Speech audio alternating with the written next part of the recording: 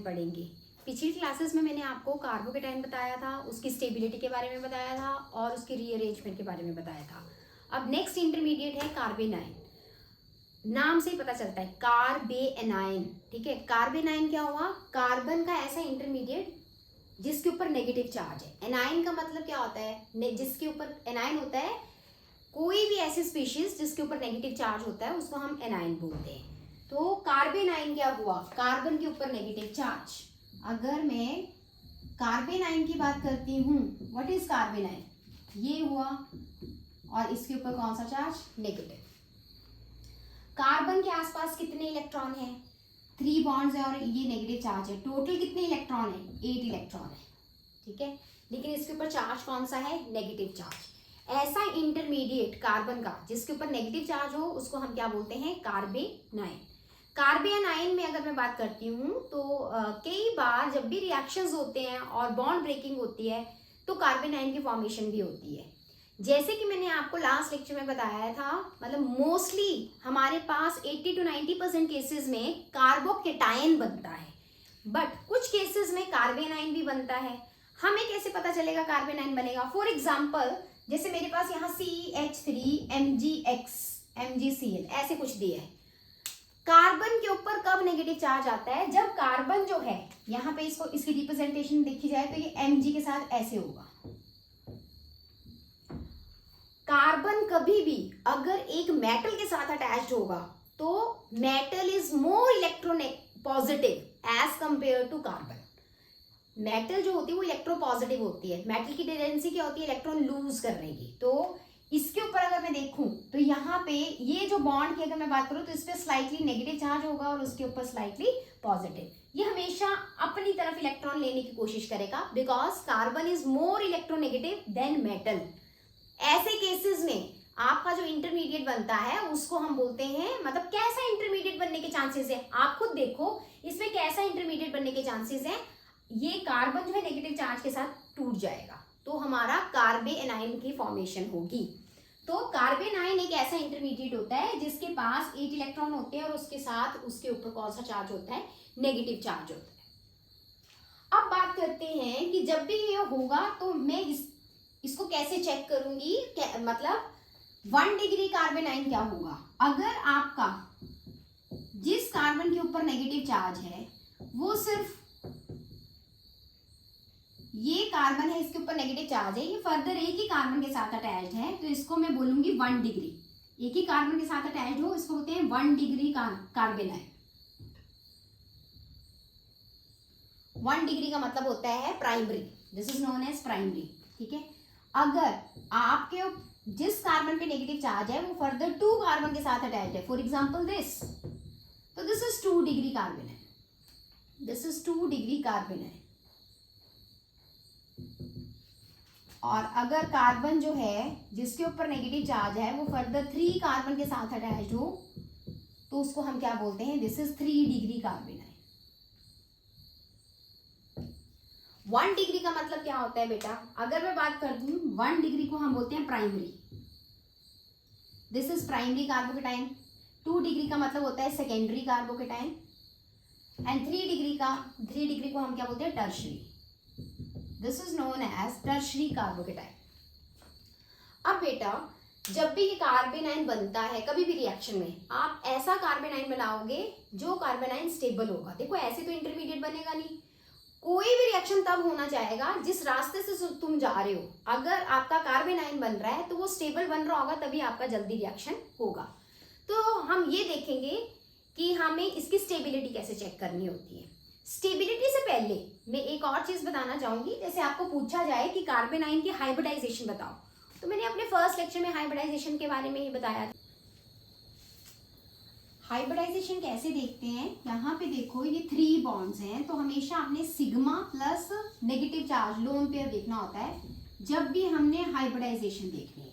जब भी हाइब्रिडाइजेशन देखनी है, ये मैंने फर्स्ट लेक्चर में बताया है, इस पे फोकस करो। अगर इसका ये आपका 4 आता है, जैसे ये है 1 2 3 सिग्मा बॉन्ड आ रहे हैं और लोन पेयर ये नेगेटिव चार्ज 1 आ रहा है।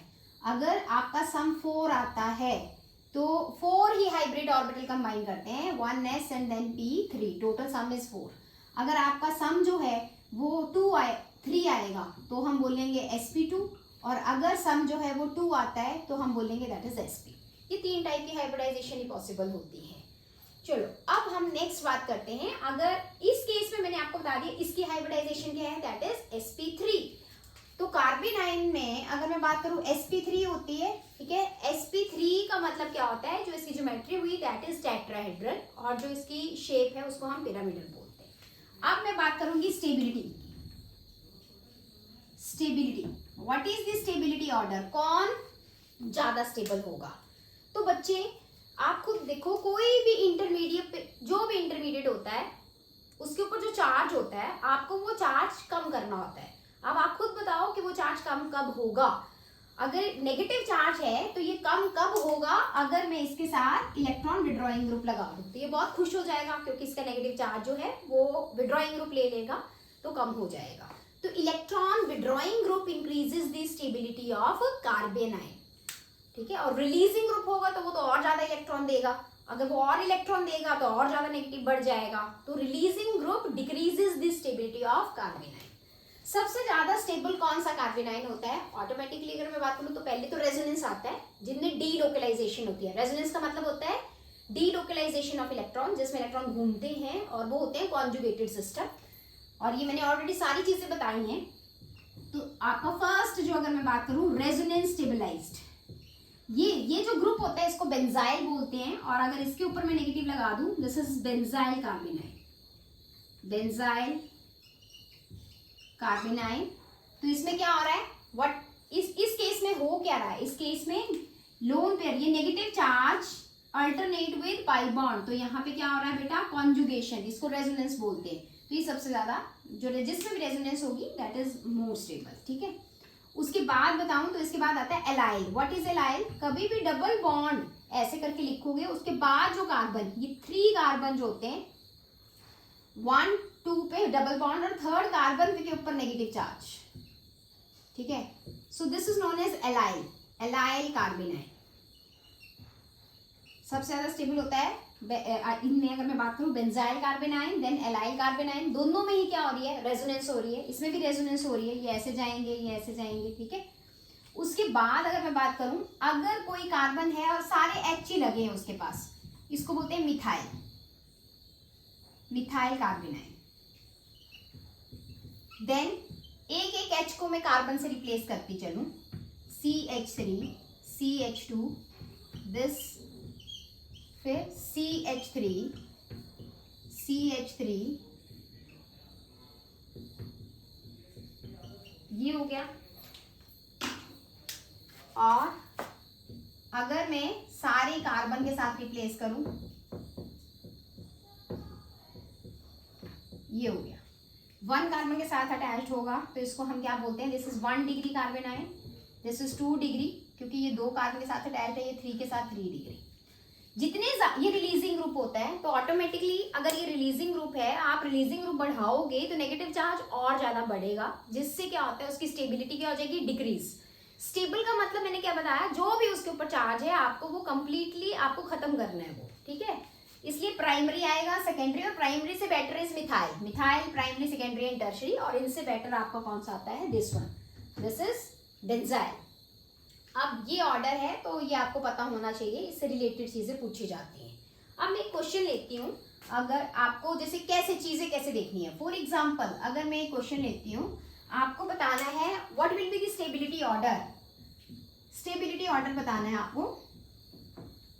फर्स्ट में लेती हूँ CH3 CH2 नेगेटिव, सेकेंड में लेती हूँ CH2 double bond this, and then third one triple bond this। ये मैंने 3 एग्जांपल लिए हैं और आपको ये बताना है which one is more stable, आपको ये स्टेबिलिटी ऑर्डर बताना है। इसको नोट कर लेना, पॉज करके ये ऑर्डर लिख लेना आप, ठीक है। हाँ जी बताओ जरा कैसे चेक करेंगे। तो अगर मैं बात करूं, जब भी आपको ऐसा क्वेश्चन आता है आप सबसे पहले फोकस करो कि इस क्वेश्चन में जो नेगेटिव चार्ज है फर्क क्या है, एक में सिंगल बॉन्ड है, नेक्स्ट में डबल बॉन्ड है, देन ट्रिपल बॉन्ड है। तो ऐसे आप कैसे चेक करोगे, हमें पता है कि अगर कोई इलेक्ट्रॉन विड्रॉइंग ग्रुप होगा तो वो इलेक्ट्रॉन विड्रॉइंग ग्रुप इंक्रीजेस दी स्टेबिलिटी। ये मैंने ऑलरेडी आपको बताया, इलेक्ट्रॉन विड्रॉइंग ग्रुप जो है वो नेगेटिव चार्ज को कम कर देगा। तो यहाँ कौन सा इलेक्ट्रॉन विड्रॉइंग ग्रुप होता है? ऑलरेडी जो मेरा फर्स्ट जीओसी का लेक्चर है उसमें फर्स्ट लेक्चर में मैंने आपको हाइब्रिडाइजेशन में बता दिया था कि more is the S character, more is the electronegativity. मतलब आपको ये पता होना चाहिए, more is the S character, more is the electronegativity. अब बेटा तो जरा देखते हैं हाइब्रिडाइजेशन। इसमें आपके कितने हैं? मैंने आपको ऑलरेडी बताया 3 सिग्मा हो, 1 लोन पेयर, तो 4 टोटल होता है sp3। यहाँ पे कितने सिग्मा है? 3 sigma 1 lone pair, this is sp3। ये वाली कार्बन है 2 sigma bond, 1 and 2, 2 sigma bond और ये 1 लोन पेयर, तो टोटल सम कितना आया? 3, दिस इज sp2। यहाँ पे क्या आ रहा है? This is 1 sigma bond. अगर 1 सिग्मा बॉन्ड है, 1 लोन पेयर है, ठीक है, तो टोटल सम क्या आ रहा है? 2, सो दिस इज sp। अगर मैं बात करूं तो ये क्या आ रहा है? sp आ रहा है। इन तीनों में अब आपने चेक करना है which one is more electronegative. तो मैंने ऑलरेडी बोला है more is the S character, more is the electronegativity. तो ये वाला ज्यादा इलेक्ट्रोनेगेटिव हुआ। तो stability, what is the stability order? Stability order क्या आएगा? स्टेबिलिटी ऑर्डर आएगा 3, then 2, then 1, क्योंकि इसमें एस करेक्टर जो है वो सबसे ज्यादा है। अब मैं आपको 2 क्वेश्चंस और बताऊंगी, उनको करते हैं, ठीक है। तो नेक्स्ट इज, हाँ जी बच्चे, अब मैंने कुछ क्वेश्चंस लिखे हैं यहाँ पे, हम कुछ क्वेश्चन प्रैक्टिस करेंगे, फिर आपको पता चल जाएगा कार्बन आयन का कोई भी क्वेश्चन आता है तो आपने कैसे सॉल्व करना होता है। इसमें मुझे एक और फंडा बताना है जो अभी तक मैंने नहीं बताया है, और कई बार कंपटीशन में उससे रिलेटेड चीज भी पूछी जाती है। तो सबसे पहले आप सबसे फर्स्ट क्वेश्चन देखो, सबसे पहले ये वाला फर्स्ट क्वेश्चन देखो, क्वेश्चन प्रैक्टिस करते हैं जरा। ये वाले question, which one of the following, which one is more stable. आपको 2 कार्बन आयन दिए हैं, one is CCl3 negative and second one is CF3 negative. अब आप ध्यान से सोचो, किस कार्बन आयन में अगर मैं बात करूं तो नेगेटिव चार्ज जो है वो जल्दी कम हो जाएगा, ठीक है। अब आपके दिमाग में कुछ बच्चों के आ रहा है F is more electronegative than CCl3 than Cl। बेटा लेकिन एक चीज मैं आपको ध्यान से बता दूं, इसमें एक अलग सा फंडा भी लगता है। देखो हमेशा जब भी आपको क्वेश्चन सॉल्व करने हैं तो मैं शुरू से ही आपको जीओसी में मैंने कार्बोकटाइन की भी प्रैक्टिस करवाई थी, आपको उसकी भी मेरी वीडियो बनी है जिसमें मैंने क्वेश्चन प्रैक्टिस करवाए थे। आप जब भी बात करते हो सबसे पहले रेजोनेंस देखना होता है कि किसी चीज में रेजोनेंस तो नहीं हो रहा है। अगर कोई रेजोनेंस से स्टेबलाइज रहा है वो सबसे पहले आएगा, उसके बाद हाइपर कॉन्जुगेशन देखते हैं, उसके बाद हम इंडक्टिव देखते हैं। कार्बन आयन में तो हाइपर कॉन्जुगेशन होती नहीं है, चलो किससे खत्म हो गया हाइपर कॉन्जुगेशन का। यहाँ पे इसका मतलब आपने क्या देखना है, या तो रेजोनेंस की बात देखनी है या इंडक्टिव देखना है। इंडक्टिव से fluorine is more electronegative, but क्या इसमें रेजोनेंस की पॉसिबिलिटी है? अगर मैं बात करूं इन दोनों केसेस की, अगर मैं बात करती हूं तो जो आपका CCl ये वाला केस अगर मैं बात करती हूं तो ये CF3 C, ठीक है, एक F ऐसे लगा, एक F ऐसे लगा, एक F, ये है, ठीक है। CCl3 अगर मैं बात करती हूँ तो जैसे मैं बोल रही हूँ ये Cl है ना। अब आपको बताना है इन दोनों में which one is more stable. इस केस में अगर मैं बात करूँ तो ये तो भाई इंडक्टिव से ही करेगा, ठीक है। अगर मैं बात करूँ तो ये इंडक्टिव से विड्रॉ करने की कोशिश करेगा, बट अब आप चेक करना है हमने क्या रेजोनेंस तो नहीं हो रही है। मैं अब आपको इसका फंडा बताती हूँ। कभी भी कार्बन आयन रेजोनेंस क्या होता है, अगर जो भी उसके ऊपर चार्ज है उसके साथ वाले कार्बन के पास वेकेंट ऑर्बिटल हो तो ये नेगेटिव चार्ज वहां जाके बैठ सकता है। रेजोनेंस का मतलब होता है घूमना, वही नेगेटिव चार्ज स्टेबलाइज तभी होगा अगर पास में उसको बैठने को जगह होगी तो वो वहां चला जाएगा। ध्यान से देखो, जो आपका ये क्लोरीन होता है, क्लोरीन की इलेक्ट्रॉनिक कॉन्फ़िगरेशन में आप क्या करते हो, नियॉन आता है क्लोरीन की इलेक्ट्रॉनिक कॉन्फ़िगरेशन में। अगर मैं बात करूं तो क्लोरीन की इलेक्ट्रॉनिक कॉन्फ़िगरेशन में नियॉन आता है, फिर आप लिखते हो 3s2 3p5, ठीक है। पुत्र 3d सारा ही क्या होता है, एम्प्टी पड़ा होता है, इसके पास सारा 3d खाली पड़ा है, और 3d के पास कितने ऑर्बिटल होते हैं, 5 ऑर्बिटल होते हैं, ठीक है। तो मतलब इसके पास 5 रूम इसके पास अवेलेबल हैं जहां पे ये इन इलेक्ट्रॉन को जगह दे सकता है। तो अगर मैं ध्यान से देखूं, ये बहुत इंपॉर्टेंट फंडा है। इनऑर्गेनिक में आप इसको बैक बॉन्डिंग बोलते हो, but back bonding is one type of resonance. एक तरह से ये इलेक्ट्रॉन जो है ये इसके पास आ सकते हैं और इसके जो खाली रूम है वहां पे जाके बैठ सकते हैं। खाली रूम का मतलब जो इसका 3d ऑर्बिटल है, तो यहाँ पे 3 Cl लगे हैं, तो 5 इसके पास ऑर्बिटल होंगे, 5 इसके पास होंगे, 5 इसके पास होंगे। मेरे पास 15 ऑर्बिटल वेकेंट पड़े हैं जहां पे ये नेगेटिव चार्ज जो है जाके बैठ सकता है। तो this is a one kind of resonance, इसको रेजोनेंस ही बोलते हैं। तो इसमें क्या हो रहा है, इसमें बेटा क्या हो रहा है, बिकॉज ऑफ वेकेंट 3 ऑर्बिटल इसमें क्या हो रही है, रेजोनेंस। रेजोनेंस किसकी वजह से हो रही है, vacant 3d orbital. Vacant 3d orbitals कभी भी कार्बन जिस कार्बन पे नेगेटिव चार्ज हो उसके एडजेसेंट पे अगर वेकेंट d ऑर्बिटल प्रेजेंट है या कोई भी ऑर्बिटल प्रेजेंट है वेकेंट, ज्यादा जिसमें एनर्जी डिफरेंस ना हो, तो वो भी एक तरह की बैक बॉन्डिंग, इनऑर्गेनिक में बोलेंगे कि वो वापस वहां पे आ सकते हैं, उसको बैक बॉन्डिंग बोलते हैं। बट यहाँ ऑर्गेनिक में उसको हम टर्म दे देते हैं रेजोनेंस।